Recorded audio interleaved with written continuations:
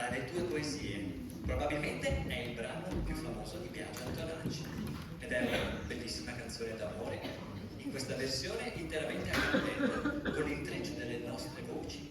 Cercheremo di creare questa atmosfera romantica. Iris.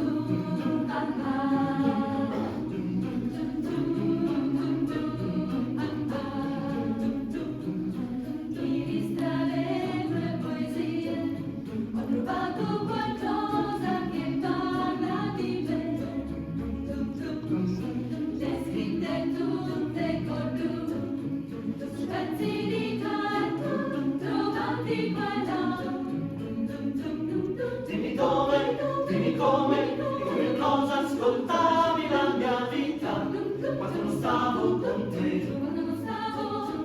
E che sapori, che colori, che dolori